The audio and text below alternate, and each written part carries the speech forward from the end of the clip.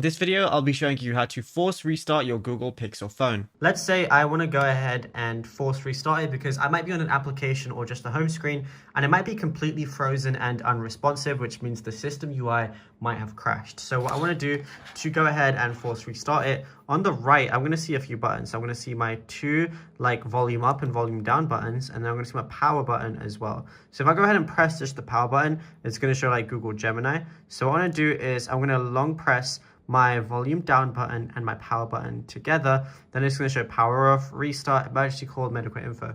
But what I want to do instead is when I hold them down long enough, so I want to make sure it's the volume down and then the power button together, right? Once you go ahead and do that, just keep it held down even when it's on this screen, and it's basically just going to fully shut off. And as you can see, it's now gone fully black. And now from here, just wait for it to fully shut down, and then after about 10 seconds, go ahead and press your power button again.